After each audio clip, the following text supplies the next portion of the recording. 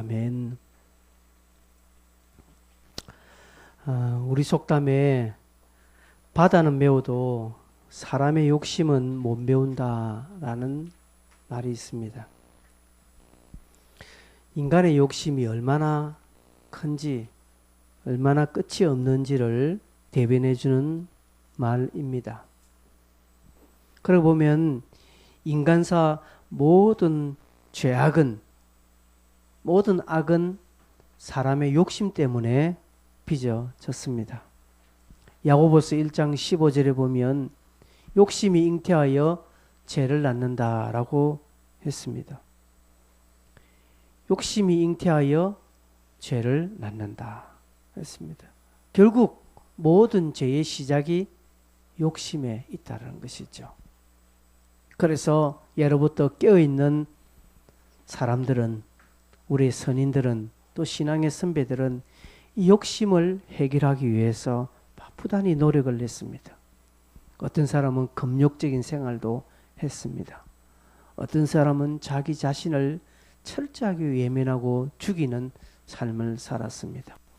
또한 어떤 사람은 비움에 또 삶을 살지요. 그래서 불가에서는 무소유라는 것들이 유행합니다. 결국 욕심 때문에 사람의 모든 것들이 빚어지기 때문에 이것을 어떻게 통제하느냐에 따라서 건강한 삶, 행복한 삶을 살 수 있다는 것이죠. 여러분, 우리가 성경의 역사를 보면 이스라엘이 광야에서 결국 심판받은 것은 욕심 때문이었습니다. 시편 106편 14절 보면 하나님께서 광야에서 욕심을 크게 내었다라고 말합니다. 그래서 그들은 욕심 때문에 하나님을 시험하고 그들의 욕심 때문에 하나님을 도전했습니다. 결국 하나님은 그 욕심을 통제하기 위해서 광야 40년을 허락하셨죠. 바울은 빌립보서를 마감하면서 성도들에게 기뻐하라는 것을 이야기했습니다. 그리고 같은 마음을 품을 것을 이야기했습니다. 또한 그들에게 우리가 지난주 살펴본 대로 8절 9절에 보면 너희가 듣고 또 본바를 배우고 또 받고 듣고 본바를 행하라고 말씀했습니다. 그런 부분에서 바울은 오늘 10절에 넘어오면서 자신의 어떤 간증을 하고 있습니다. 자기가 성도들에게 딱 잘 설명해 줄 수 있는 하나 그 간증을 하고 있는데 그 간증의 제목이 자족입니다. 자족. 자기가 어떻게 살아왔다라는 것. 이것은 빌립보 성도들이 바울을 충분히 이해하는 상황이니까 바울은 자족을 지금 설명을 합니다. 여러분, 자족이라는 단어 속에는 좀 하나 숨겨진 비밀이 있지요. 바울은 그렇게 말하고 있습니다. 여러분, 자족이 무엇입니까? 자족. 한자로 보면 스스로 만족하는 것을 말합니다. 주어진 환경 속에서 스스로 족하다고 여기는 마음, 스스로 족하다고 만족하다라고 생각하는 그 마음을 자족이라고 말합니다. 이것은 한자도 그렇게 이야기합니다. 영어도 그렇게 말합니다. 영어 성경에 이 본문의 영어 성경을 쭉 찾아보면 다 똑같은 표현을 쓰고 있으면 컨텐츠라고 말합니다. 컨텐츠, 우리가 잘 쓰는 컨텐츠, 거기 보면 만족이라는 뜻도 있거든요. 영문과에게 영문과가 맞다고 합니다. 네. 그러면 자족이라는 것은 만족이라고 말할 수 있는 수준을 의미합니다. 자, 보십시오. 여기 제가 수준이라는 말을 썼습니다. 자족은 스스로 만족하다고 여기는 것이 아니라 스스로 만족하다고 여기는 수준입니다. 이 수준이라는 표현을 여러분 눈여겨보셔야 됩니다. 스스로 만족을 여기는, 애지간한 사람은요 스스로 만족하고 있습니다. 불신자들은요 스스로 이렇게 만족을 하려고 합니다. 그러나 자족에는요 스스로 만족하다 여기는 그 수준이 있다는 거예요. 그래 바울의 수준은요, 바울의 자족의 수준은 높다라는 것이죠. 많은 사람들은 다 나름대로 자족하면 여깁니다. 어떻게 여깁니까? 체념이죠. 내가 가난한 집에 태어나는데 어쩌겠노? 내 팔자인데 라고 여기는 그냥 체념의 자족이 대부분입니다. 많은 바울은 체념이 아니라는 것이, 바울의 만족에는 감사가 나오는 거예요. 스스로 만족하다 여기는 수준이 높으니까 감사로 기결된다라는 것이죠. 여러분 우리가 바울의 상황을 압니다. 바울의 상황은 지금 로마 감옥에 있는 거예요. 그래서 언제 바울이 처형당할지 모르는 그런 상황입니다. 그런 상황에서 자기는 만족한다, 자족한다, 자기는 감사한다, 자기는 기뻐한다. 여러분 이것은요 일반 사람들이 생각하기에는 너무나 먼 수준에 있는 것입니다. 바울이 부자라면 참 바울이 참 부자기 때문에 저런 말 하지 라고 생각할 수 있습니다. 바울이 그냥 평범한 사람이면 참 바울이 참 수수하게 살 모양이구나, 사는구나 라고 생각할 수 있고요. 아니면 또 바울이 참 가난한 사람이라면 참 바울은 마음을 비웠구나, 저래 가난한 상황에서도 그렇게 뭐 부에 대한 욕심이 없구나 라고 이렇게 생각할 수 있겠는데, 아니요, 바울은 지금 감옥 안에 있고요, 언제 죽을지 모르는 그런 참담한 상황에 놓여 있는 가운데 그런 자족한다, 또한 성도들에게 항상 기뻐하라 고까지 합니다. 이런 바울의 자족의 수준이 얼마나 높았으면 이런 표현을 할까요? 대체 그가 가지고 있는 자족의 비밀이 무엇이길래 체념도 아닌, 비움도 아닌, 뭐 수수한 삶 이것도 아닌 기뻐까지 하라. 기뻐하는 거지. 내일 죽을지도 모르는데 자기는 기뻐한대요. 그러면서 자기는 만족한대요. 그냥 체념의 만족이 아니라 감사하는 만족이라는 것이죠. 여러분 내 주머니에 돈이 딱 들어왔습니다. 생각지도 않은 돈이 들어왔어요. 확 들어왔으면 만족하잖아요. 야, 이것은요 너도 나도 다 아는, 개나 소나 다 아는 거 감사해요. 근데 바울은 없어요. 있는 것까지 다 뺏겼어요. 자기가 누릴 수 있는 자유도 뺏겨서 지금 감옥 안에 있는데도 만족한다네요. 자족한다네요. 이걸 그는 기뻐한다고 합니다. 이걸 감사한다고 합니다. 대체 그가 가지고 있는 이 자족의 능력이, 자족의 수준이 얼마나 큰지 이렇게 고백하는 것입니다. 여러분 우리가 보고 있는 성경이 진짜라고 믿는다면, 우리가 따르고 우리가 배우고 있는 이 바울의 가르침이 하나님의 말씀이라고 우리가 확실히 믿는다면, 그러면 이 바울의 자족의 능력을 우리도 배워야 하고 우리도 가져야 합니다. 여기에서 말하는 자족 바울만 하고 우리는 그냥 관계없이 삶을 산다면 아니죠. 이건 믿음 있는 사람이라고 할 수 없죠. 여러분 정말 성경이 하나님의 말씀이라고 믿습니까? 여러분 정말 바울이 하나님의 사람으로서 하나님의 말씀을 대변하여 쓴 그것이 우리에게 주어진 성경이라고 믿습니까? 그렇다면 바울이 말하는 자족의 수준 우리도 가져야 합니다. 그것이 진짜라고 믿으면 우리 또한 그 자족을 가지려고 발부둥 쳐야 합니다. 그럼 바울이 어떻게 자족할 수 있었습니까? 여러분 바울은 어떻게 자족을 누릴 수 있었습니까? 11절 한번 보십시오. 11절 같이 한번 읽어볼까요? 시작. 내가 궁핍함으로 말하는 것이 아니라 어떠한 형편에든지 나는 자족하기를 배웠노니라고 배웠다라고 말합니다. 12절에도 말합니다. 일체의 비결을 배웠노라고 말합니다. 배웠다라는 표현을 2번씩 쓰고 있습니다. 바울은 자족을 배웠다고 합니다. 즉 이 말을 거꾸로 한번 생각해 보면 배우기 전에는 자족을 몰랐다 이 말입니다.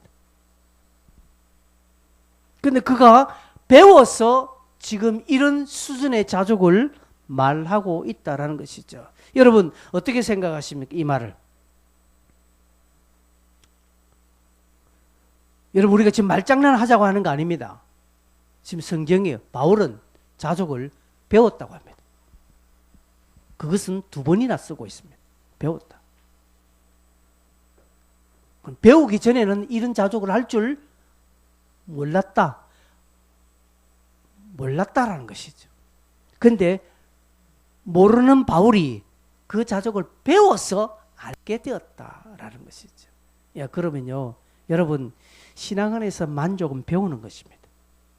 신앙 안에서의 자족은 배우는 것입니다. 오늘 여러분 이 기회를 가지시기를 바랍니다. 저도 배우고 여러분도 함께 배우기를 바랍니다. 여러분, 사람의 마음은요, 본성적으로 악해요. 그래서 마치 저 갈지 않은 그냥 완전 항무지 같은 그런 땅입니다. 그래서 가치덤불, 뭐 잡초 이런 것은 뿌리지 않아도 잘 자라는 것이죠. 마음의 불만, 불평, 원망. 여러분, 이런 씨앗을 우리는 뿌린 적이 없는데도 불구하고 내 안에서는 원망은 너무나 자연스럽게, 불평은 너무나 자연스럽게 잘 나타납니다. 여러분, 우리가 불평, 불만, 원망을 배운 적이 없습니다. 그런데도 불구하고 잘 드러납니다. 아주 자연스럽게 드러납니다. 그러니까 여러분, 감사는요, 배워야 합니다. 감사는 심어야 돼요. 감사의 씨앗을 심어야 됩니다. 울면서 씨앗을 심을 때 감사가 드러나는 거예요. 여러분, 자연스럽게 감사됩니까? 아니요. 그냥 습관적으로 의미 없이 하는 사람이 있습니다. 바울이 말하는 이 자족이라는 열매를 우리도 얻으려면 땅을 엎고 갈고 가꿔야 합니다. 그리고 씨앗을 뿌려야 합니다. 그래야 자족의 열매가 내게 맺히게 되는 것이죠. 뿌리는 건 무엇입니까? 배우는 것입니다. 배우는 것입니다. 여러분, 나쁜 것은 잘 배워져요. 아이들이 제일 먼저 말라기 시작하면서 배우는 게 욕이라고 하지 않습니까? 욕은, 나쁜 것은요, 잘 배워져요. 나쁜 것에서는요, 의견이 딱 일치가 됩니다. 하와가 아담을 꼬실 때, 유혹할 때, 그 유혹을 아담이 한 3박 4일 생각해보고 유혹 넘어간 겁니까? 아니에요. 야곱의 아들들이 요셉을 팔자고 할 때요, 무슨 깊게 논의한 줄 압니까? 그냥 한두 마디 뜩뜩 던지니까 다 뜻이 맞아. 그래 해가지고 눈빛으로 다 된 거예요. 여러분, 죄는요, 고민 안 합니다. 악은요, 뭐 깊은 논의를 통해서 악이 드러나는 줄 아십니까? 아니에요. 죄는요, 눈빛만 딱 끝나는 거예요. 근데 선은요, 3박 4일 의논해도 안 돼. 어느 교회 당에는요, 어느 좋은 거 하나가 하려는 게 당에 6개월 걸어요. 6개월. 뭘 하나 하면, 우리도 그렇지 않습니까? 뭘 좋은 일을 안 하면 의견이 통일이 안 돼. 근데 나쁜 것은 의견이 통일이 잘 됩니다. 하나님이 기뻐하신 뜻에는요, 참 통일이 안 됩니다. 안 됩니다. 근데 하나님이 싫어하는 것의 통일은요, 잘 됩니다.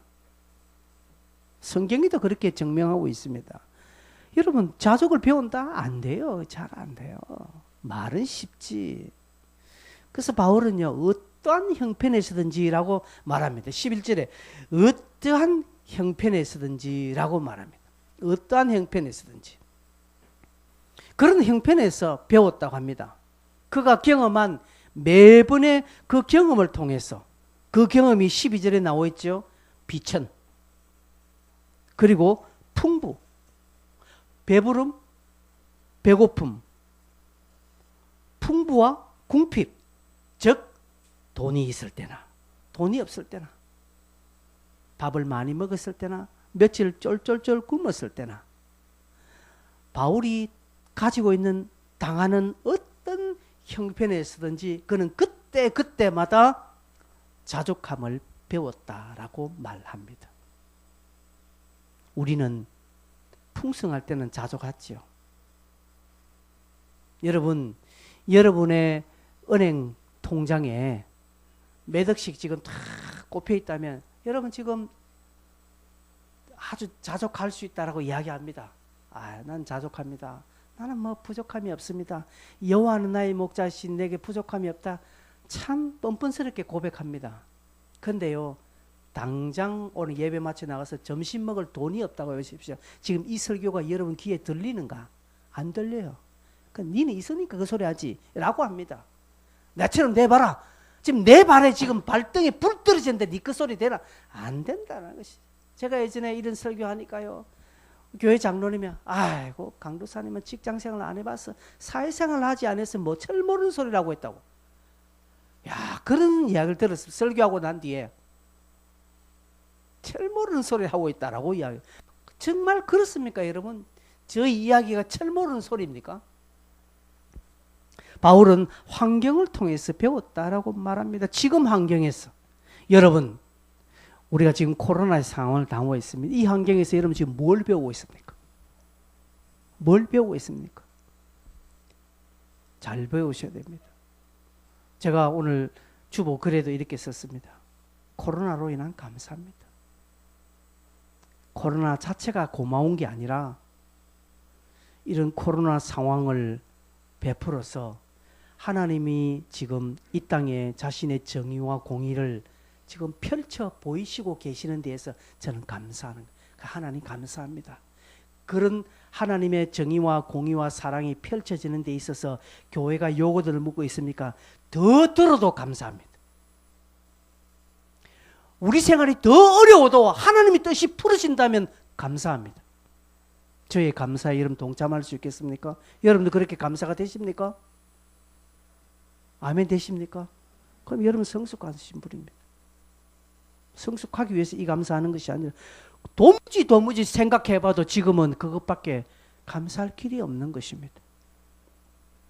그런데요, 얄팍한 인간들은 안 해요.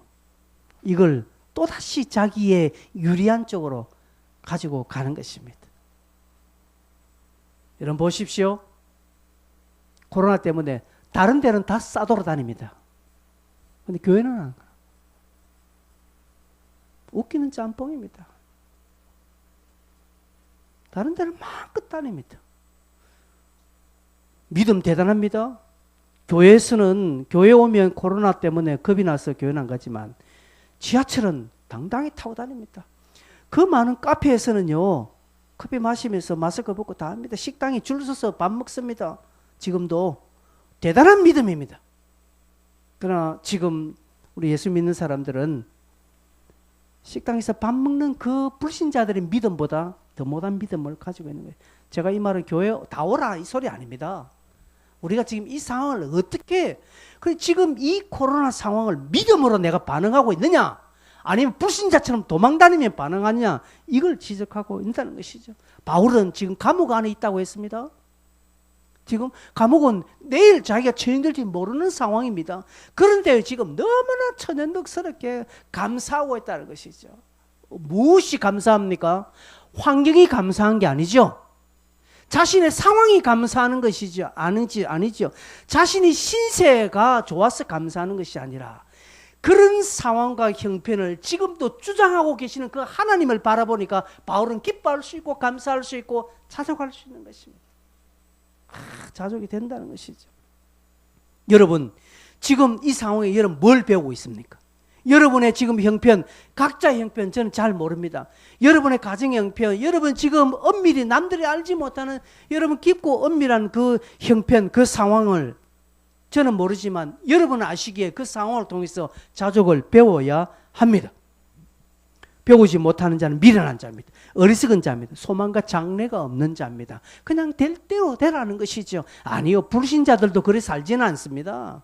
불신자들도 나름대로 생각하면서 삽니다. 하물며 믿는 성도들 저희들이랴. 여러분 이 상황을 통해서 뭘 배웁니까?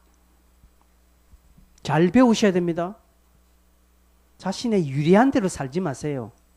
하나님이 유리한 대로 여러분 삶을 사세요. 신앙이 유리한 대로 삶을 사시라니까요. 여러분이 다니는 해돋는 교회 공동체가 유리한 대로 여러분 삶을 사시라니까요. 근데 왜 하나님이 손해보시는 거예요? 여러분의 유리 때문에 하나님의 하나님이 손해보셔야 되고 하나님의 말씀이 손해보고 교회가 왜 손해보아야 합니까? 그러면 안 된다는 것이죠. 바울은 이런 자족을 지금 이야기하고 있는 것입니다. 그래서 바울은 일반 성도들이 모르니까 바울은 우리하고 다른 수준의 자족을 지금 말하고 있으니까 이것을 비결이라고 말합니다. 비결, 12절 끝에 보면 일체의 비결이라고 말합니다. 여러분, 비결이란 것이 무엇입니까? 남들은 모르고 자기만 아는 것이 비법이지요. 그렇죠? 다른 사람들 다 알고 있는데 그게 무슨 비법입니까? 그렇죠? 특별하게 내가 특별하게 된장찌개를 기가 막히게 끓였는데 비법이 하나 있는 것이죠. 다른 사람들 다 몰라요. 다 몰라요. 나만이 알고 있는 비법, 우리 집 대대로 내려오는 비법, 미원. 뭐 그런 게 있지 않습니까? 있을 수 있는 것입니다. 바울은 이것을 비결이로, 즉 바울만 아는 비법이 있다는 것이죠. 남들은 알지 못하는, 남들도 다 고만고만하게 자족하는데 특별히 바울만 아는 비법이 있다는 것이죠. 그 비법이 뭡니까? 13절에 있습니다. 여러분 잘 알고 암송하는 구절이죠. 13절 다 같이 읽겠습니다. 시작. 내게 능력 주시는 자 안에서 내가 모든 것을 할 수 있느니라. 아마 예수 믿는 성도들 중 많은 사람들이 이 구절을 좋아합니다. 그런데 너무나 엉터리로 좋아하고 있죠.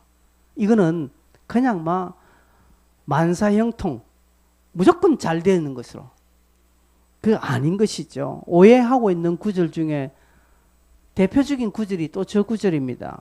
여러분, 자족의 능력은 바울이 배웠던 비결은 여기에 있습니다. 하나님이라는 것입니다. 바울의 자족의 비법은 하나님입니다. 하나님이 그 힘을 주셨기 때문에 내가 한다라는 것이죠. 바울이 인간적으로 연구를 깊게 해서 바울이 대단한 어떤 삶의 노하우가 있어서 비법을 배운 것이 아니라 그 비법의 주인공은 하나님이라는 것이죠. 하나님이 그렇게 해주셨다는 것이죠. 여러분, 이게 얼마나 쉬운 겁니까? 이게 얼마나 간단한 것입니까? 바울의 자족의 능력은 하나님이 주셨고 하나님이 주실 때 자기는 모든 것을 할 수 있다라는 것이죠.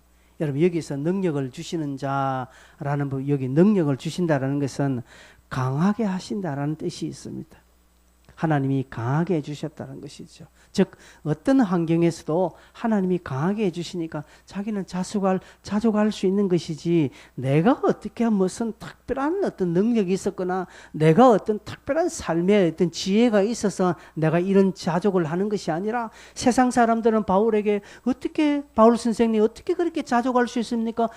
그 비법을 좀 알려주세요 라고 하니까 바울의 대답은 하나님이 그 비법이다라고 말합니다. 이 말은요, 바울의 모든 삶의 자랑은 하나님밖에 없다, 이 말씀입니다.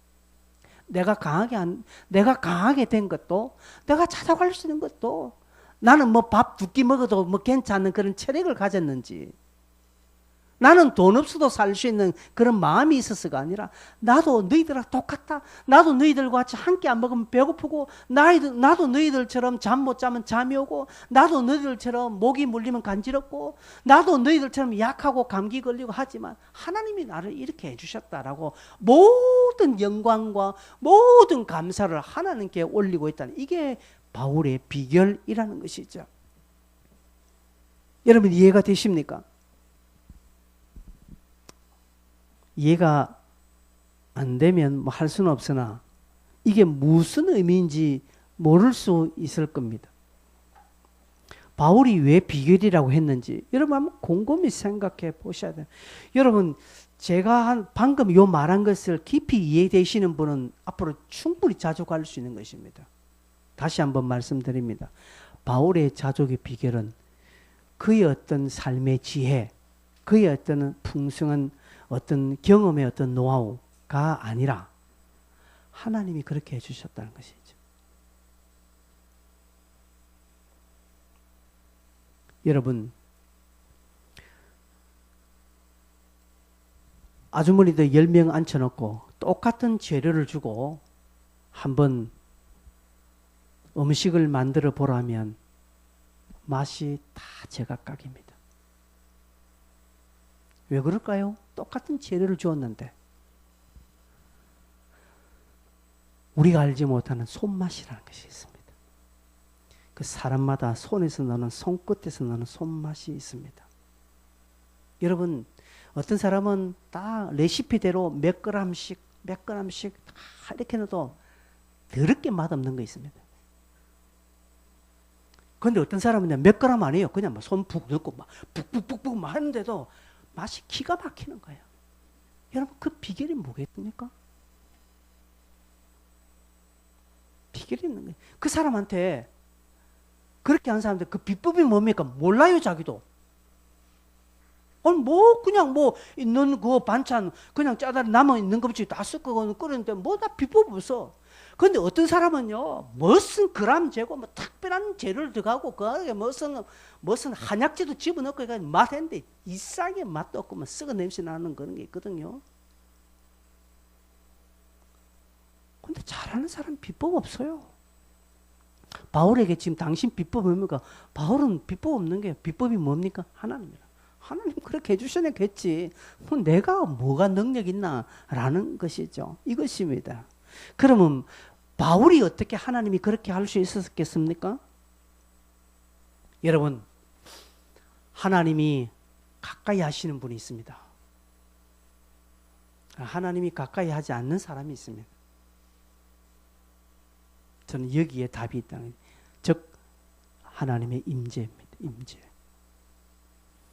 또 하나님이 임재가 있는 사람은요, 자족합니다. 근데 임재가 없는 사람은요, 자족이 안 돼요. 그럼 하나님의 임재는 어디에 있어 임합니까? 평상시 늘 기도할 때 옵니다. 평상시 늘 말씀 볼 때 옵니다. 아주 기초적인 신앙생활의 기초적인 부분에서 임재의 능력이 달라지는 거예요. 어느 하루 한 날 잡아서 성경을 바짝 읽었다고 해서 하나님의 임재가 꽉 오냐? 아니에요. 아니라면서요. 평상시 평소 하나님과 가까이 하는 삶을 사는 사람에게는 임재의 능력이 있습니다. 그 사람은요, 그 사람 어떤 상황에 탁 닥쳤을 때요, 어떤 배고픔의 상황, 어떤 고난의 상황 탁 닥칠 때 놀라지 않습니다. 당황하지 않습니다. 그 사람 그럴 때 딱 하나님 어떻게 합니까? 하나님 왜요? 뭐 때문에요? 라고 하나님과 대화합니다. 그래서 하나님 뜻을 깨닫고요, 만족하는 것이. 하나님, 가져가세요. 하나님 괜찮습니다. 다 가져가세요. 괜찮습니다. 하나님 제 건강 필요합니까? 가져가십시오. 제 목숨이라도 필요하시다면 가져가십시오. 저는 여기까지만이라도 하나님께 감사할 수 있습니다. 라는 믿음의 딱 태도가 나오니까 달라지는 거예요. 근데 안 그렇다는 것이죠. 어떤 사람은요, 뭐 딱 하니까 왜 내게입니까? 왜 우리 집안에? 왜 내게 이런 일이? 당장 그 소리 하는 거죠. 그죠? 하나님께서 그 소리 할 줄 알고 이미 하나님은 그와 함께 하지 않으셨습니다. 임재의 능력이 거기에 없었던 것이죠.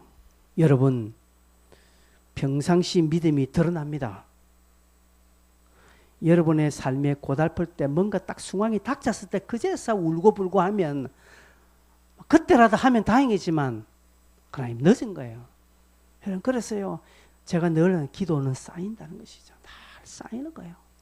나중에 진짜 고난이 딱 왔을 때 풍성한 기도를 쌓아 놓으신 분은요, 믿음의 삶을 든든하게 준비하시는 분은요, 우리 집에 창고에 양식을 많이 준비하시는 분들은 이겨나가요. 근데 안 그런 분은 그제서야 눈물 콧물 흘리는 거예요. 여러분, 바울은 이것입니다. 바울은 개인적으로 하나님의 그 임재의 능력이 늘 있었기 때문에, 그래서 늘 기도하고 늘 말씀 보는, 그리고 늘 하나님과 동행하는 그런 능력이 있었기 때문에 자족의 비결이 되었던 것입니다. 여러분, 신앙은 결국 체험에서 오는 것입니다. 우리가 어떤 신비한, 하늘을 갔다 오는 그런 신비한 체험을 구하는 것이 아니라 내 삶의 소소한 것입니다. 소소한 것에 하나님과 함께하는 그 경험, 하나님 주신 은혜, 이것을 우리는 늘 경험할 때 어느 순간에 자족의 능력이 그 열매들이 확 드러나는 것입니다. 그러면 여러분 바울이 자족의 비결을 통해서 얻은 실제적인 능력이 무엇입니까? 바울 그 자신이 이런 자족의 비결을 통해서 얻은 실제적인 능력은 첫째로 그가 환경의 노예가 되지 않는 것입니다. 환경의 노예가 되지 않는 능력을 그는 가진 것입니다. 여러분 어느 사람이든지 갑자기 어려운 일을 당하면 다 흔들리게 되지요. 그죠? 우리도 지금 코로나가 딱 갑자기 와버리니까 막 국가나 막 교회나 다 지금 올 수도 되지 않습니까? 여러분 다음에 한번 또 이런 일이 비슷하면 이번 때 이런 어떤 경험이 있어서 대처를 잘하죠. 그래도 우리나라가 초기 이 코로나 대응을 잘한 것은 몇 년 전에 일어났던 메르스, 사스 때문이었습니다. 그죠?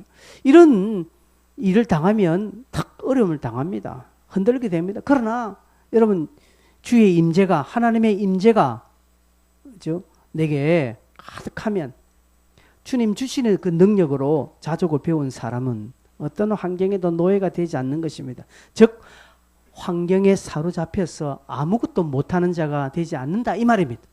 무슨 말인 줄 아십니까? 자족의 능력, 하나님의 임재의 능력이 없으면 어떤 상황이 딱 차면 거기에 빠져가지고 아무것도 못합니다. 거기 빠져가지고 막 울고불고 교회도 안 나갑니다. 막 쌩고 뭐 머리 알아서 막 그냥 입을 뒤집어 쓰고 막 밥도 안 먹고 맨날 며칠 끙끙거립니다.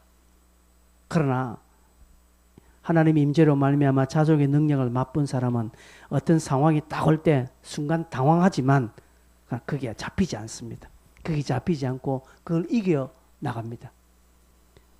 나의 주인은 환경이 아니다는 것이죠. 나의 왕은 환경이 아니라 만왕의 왕, 그분이 나의 주인이고 나의 통치자이기에 하나님 바라보고 나갑니다. 여러분 요셉을 한번 보십시오. 요셉은 유복한 가정에서 막내로 자랐습니다. 아버지의 사랑을 독차지했습니다. 그런데 어느 날 그가 잘못한 것도 아닙니다. 그냥 아버지 심부름을 따라서 갔는데 형들의 모여서 그냥 외국으로 팔려나가는 졸지에 한순간에 그냥 그의 상황은 완전히 막 나락으로 쳐달았습니다. 그러나 창세기를 읽어보면 37장, 38장, 39장을 쭉 읽어보면 요셉은 흔들리지 않았습니다. 의젓하게 살아갑니다. 그 요셉의 신앙이 어떤지 아는지 요셉은 결코 흔들리지 않았습니다. 창세기 39장 2절에 보면 여호와께서 요셉과 함께 하심으로 형통한 자가 되었다고 합니다. 21절 한번 보실까요? 여호와께서 요셉과 함께 하시고 라는 표현이 또 있습니다. 23절에도 있습니다. 여호와께서 요셉과 함께 하심이라. 함께 하시니까 형통하게 된다는 것이 창세기 39장이 보면 여호와께서 요셉과 함께 하셨다. 그가 형통했다는 이유가 수두룩하게 나옵니다. 다시 말해서 하나님께서 요셉과 함께 하시니까 그가 강하게 되었다는 것이죠. 그래서 요셉은 그 환경에 종으로 팔려간 그 상황을 원망하지 않았습니다. 불평하지도 않고요. 거기에 막 빠져가지고 내 신세가 왜 이렇게 되었니? 내가 다시금 내가 돌아가면 형들을 용서하지 않을 것이라 하면서 이를 바득바득 간 것이 아니라 하나님이 함께 하시니까 요셉이 그 속에서도 자족하면서 감사하며 살았습니다. 그러니까 보디발의 집에 가정총무로 그리고 나중에 감옥 안에서도 감옥을 관리하는 자로 그가 쓰임받고 있지 않습니까? 성도 여러분, 자족의 비결은 하나님입니다. 하나님이 함께 하실 때. 즉 이 말은 나는 가만히 있는데 나는 별 의지가 없는데 하나님이 나와 함께 해주시는 거 아니에요. 하나님의 임재는 내가 하나님께 붙을 때 가능합니다. 내가 하나님께 나갈 때 주를 찾고 구하고 할 때 하나님 임재가 내게 임하는 것이지 나는 별 뜻이 없는데 아이고 하나님 자꾸 내게 이렇게 해주시니까 나도 하나님과 함께한다. 천만의 만만의 말씀입니다. 여러분이 하나님을 찾으십니까? 여러분이 기도하시고 말씀 읽고 하나님과 함께 하려고 받으십니까? 그러면 하나님의 임재가 여러분에게 있을 것이고, 그 임재가 있으면 어떤 어려움과 고난의 순간에 하나님 여러분을 강하게 해주시고, 하나님께서 강하게 해주시는 힘이 있으니까 여러분 그 상황을 이길 수 있는 능력, 자족의 능력, 환경의 노예가 되지 않는 능력을 가지게 된다라는 것입니다. 바울의 고난이 얼마나 많았습니까? 그러나 그는 그런 자리에도 늘 자족했고 주님을 찬양했습니다. 여러분, 지금 우리 코로나의 상황입니다. 온 국민들이 코로나의 노예가 되었습니다. 처음은 코로나 바이러스가 실질적인 바이러스가 아니라 코로나가 주는 그 두려움 바이러스에 전염이 되어 있습니다. 심지어 교회들마저도, 심지어 성도들마저도. 이런 판국에 교회들은 싸우고 있습니다. 지금 코로나가 무서운 것이 아니라 분열이 무서운 거예요. 한국 교회가 분열되고 있고 같은 교회가 분열되고 있다라는 것이죠. 그래서 막 어떤 교회는 대면 예배를 드린다고 하니까 주변 교회가 막 싸잡아서 그 교회를 욕하면 안 돼요. 그 교회대로 가는 거예요. 그 신앙대로 가는 거예요. 그럼 그걸 인정해주고 자기는 그냥 비대면 예배 드리면 되지. 왜 자기가 하는 것은 옳다고 여기고 상대방이 하는 것은 그러다고 여기는 것입니까? 정부가 그러면 좀 교회가 좀 말 좀 들으라고 한다고요. 어느새 지는 그렇게 말 잘 들었다고? 아니에요. 비대면 영상 예배를 드리는 교회는 그렇게 하세요. 하지만 남 욕하면 안 돼. 또 모여서 예배 드리는 교회는 다른 영상 예배를 드리는 교회를 믿음이 없다고 손가락질도 안 돼요. 그것도 안 돼요. 나중에 여러분 이 상황이 다 정리가 되면 이 분열을 어떻게 메꾸려고 합니까? 그때 여러분, 우리가 지금 신앙의 핍박을 받고 있는 거 아니잖아요. 정부가 믿지 말라고 하는 거 아니잖아요. 교리에 심각한 그런 영향을 주는 게 아니잖아요. 제가 이 정부 편을 드는 거 아닙니다. 이래 말한다고 했어요. 각자가 하나님 안에서 이런 상황에서 배워야 될 자족의 능력들이 다 있는 거예요. 각자가. 이런 상황에서 하나님 임재를 경험하는 거예요. 그래서 우리는 이 부분에서 코로나의 노예가 되지 않는가? 우리는 하나님의 종이 되는 거예요. 말씀의 종이 되는 거예요. 다 우리가 그동안에는요, 핸드폰의 종이 되었다가 지금은 마스크의 종이 되고 있습니다. 예전에 나갈 때부터 무조건 핸드폰 챙겼잖아요. 요즘은 나갈 때 무조건 마스크부터 챙겨야 돼요. 이렇게 됐다니까요, 사실. 여러분 나갈 때 내가 기도했나? 바깥 나가기 전에 내가 말씀 읽었나? 오늘 집을 나서기 전 기도했나요? 이렇게 돼요. 이런 종이 되어야 돼요. 그 사람은요 절대 환경의 노예가 되지 않습니다. 두 번째로 바울이 자족의 비결을 통해 배운 실제적인 능력은 둘째까지 있습니다. 세 번째 없습니다. 자족은 마지막입니다. 자족은 어떤 환경에서도 감사의 조건을 찾아내는 능력입니다. 바울은 어떤 환경에서도 감사의 조건을 찾아내는 능력을 가진 자였습니다. 여러분, 아무리 미운 것이라도요, 그죠? 아무리 싫은 것이라도요, 아무리 탐탁지 않더라도 가만히 살펴보고 두들겨 보면 한두 가지 괜찮은 것이 있고, 그래도 그 가운데 감사할 만한 것들이 있습니다.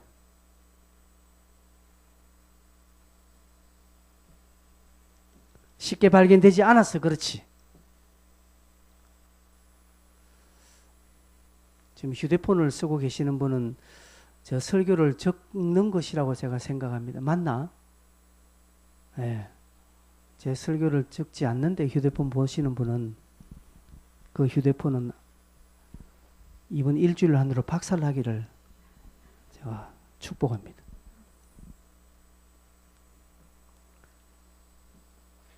여러분, 아무리 싫은 사람이라도, 아무런 싫은 것이라도 그래도 곰곰이 생각해보고 다시 따져보면 한두 가지 괜찮은 게 있습니다. 근데 하나님이 열어주시면, 눈을 열어주시면 더 풍성이 가능해집니다. 이 말은 여러분, 자족은 바깥에서 찾는 게 아니에요.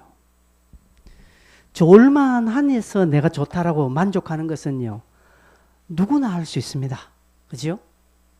이게 좋은 물건인데 그럼 다 좋지, 나만 좋은가요? 아니란 것이죠. 근데 사람들은 다 안 좋다고 해. 전부 다 안 좋다고 하는데 나는 가만히 떠져보는 것입니다. 그리고 하나님께서 마음을 부어주시니까 괜찮네 라고 여기지는 것입니다. 자족은요, 환경에서 찾는 것이 아니라 자족은 내 안에서 찾는 것입니다. 남과 비교해서 괜찮으니까 좋다, 아니에요. 자족을 바깥에서 찾지 마십시오. 자족은 내 안에서 찾으십시오. 내 마음이 바뀌질 때 괜찮은 것입니다. 비교의식은 갈등만 증폭시킬 뿐입니다.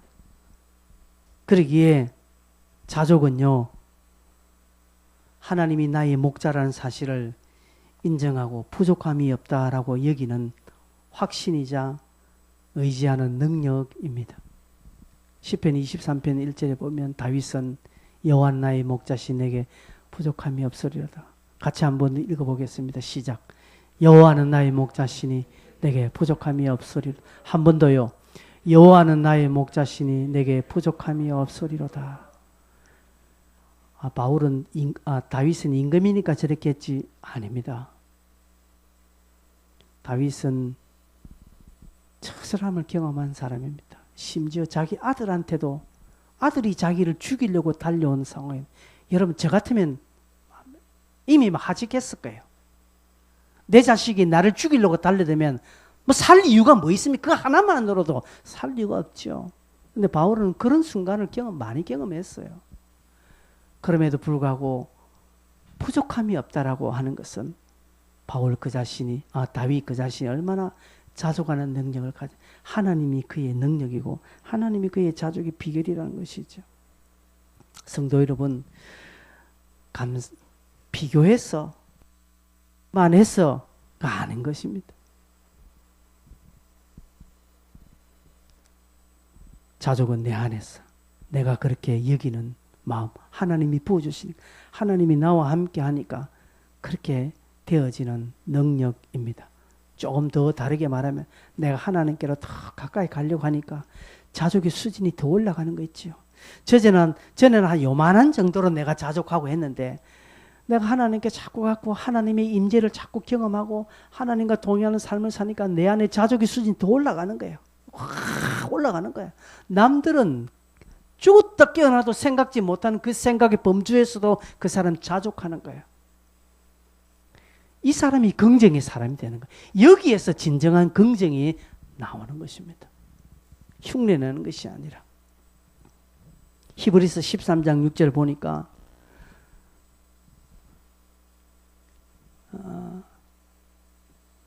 그러므로 우리가 담대히 말하되 주는 나를 돕는 이시니 내가 무서워지 아니하겠노라 하고 말합니다. 주님은 나를 돕는 자래요. 그러니 내가 무서워할 게 없는 것입니다. 이 말씀이 오늘 우리의 고백이 되기를 바랍니다. 말씀을 맺겠습니다. 여러분, 예수 믿는 자와 안 믿는 자의 차이가 어디 있을까요? 예수 믿는 자는, 진정으로 예수 믿는 자는 하나님의 손에 이끌려가는 자고, 예수 안 믿는 자는 환경의 손에 이끌려가는 것이, 그 사람은 늘 환경 따라 삽니다. 그러니 조금만 환경이 되면 그때 교회 나옵니다. 그런데 환경이 안 되면 또 교회 안 나와. 이 사람은 예수 믿는 사람이 아니죠. 자기 기분이 좋고 자기가 좋으면 그때서야 할렐루야 하면서 교회 일합니다. 근데 자기 상황 안 좋으면 완전히 한 3주간 잠수 타버립니다. 믿는 자와 안 믿는 자의 차이가 여기에 있습니다. 하나님의 손에 이끌려 사느냐, 환경에 이끌려 사느냐, 이 차이입니다. 여러분의 가진 것으로 다른 사람과 비교함으로 감사하지 마세요. 제가 지난주에도 그거를 썼습니다. 감사는 우리의 유불리에 있는 것 아닙니다.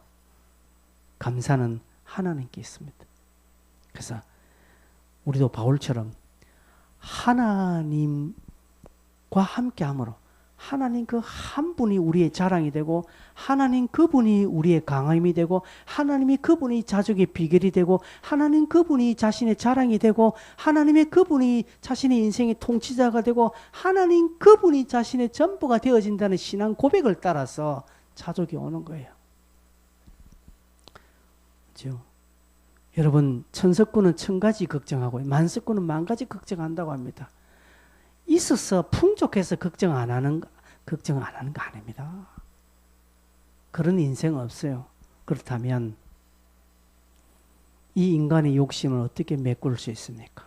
서론에 돌아가서 하나님이 우리와 함께 하심으로 여호와 나의 목자시니 내게 부족함이 없다. 그 단순한 믿음의 고백에서 시작되는 것입니다.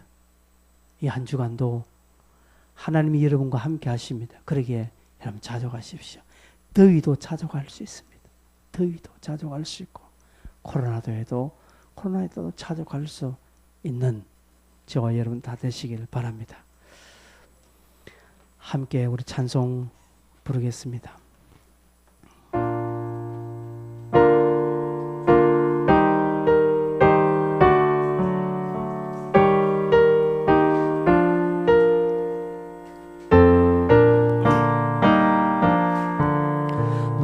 근심 걱정 말아라 주 너를 지키리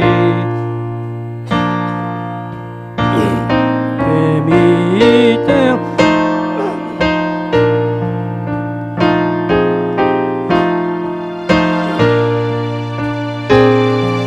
주 너를 지키리 아무 때나 어디서나 주 너를 지키리 늘 지켜주시리 어려워 낙심될 때에 주 너를 지키리 위험한 일을 당할 때 주 너를 지키리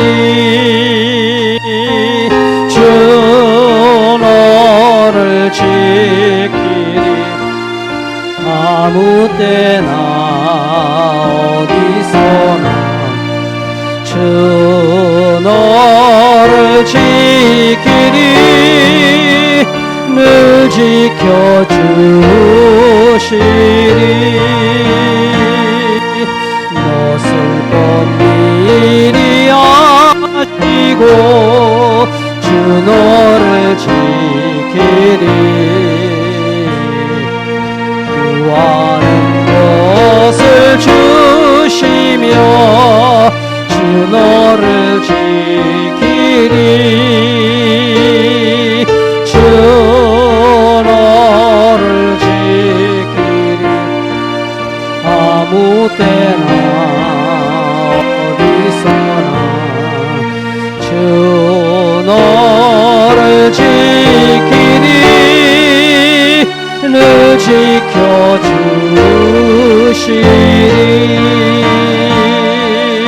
어려운 시험 당해도 주 너를 지키리 구주의 품에 거하라 주 너를 지키리 주 너를 지키리 아무 때나 어디서나 주 너를 지키리 늘 지켜주시리 우리 같이 한번 이 시간 기도하겠습니다. 자족 배워야 합니다. 배우는 것입니다. 그럼 오늘 두 가지로 말씀드렸습니다. 환경에 노예되지 않는 것입니다. 어떤 상황에도 감사를 찾아내는 것입니다. 여러분 그렇게 하도록 힘쓰셔야 됩니다. 그래야 자족할 수 있습니다. 그러나 더 중요한 것은 하나님이 함께 하실 때, 그래서 여러분이 하나님의로 한 걸음 가십시오. 이 한 주간도 주님과 동행하시기로 작정하십시오. 마스크 찾고 핸드폰 찾는 열심보다 기도하는 시간, 말씀 읽는 시간에 한 번 더 해보세요. 하나님이 반드시 함께 하십니다. 이것이 자족입니다. 함께 이 말씀을 기억하며 통성으로 한번 기도하겠습니다. 주여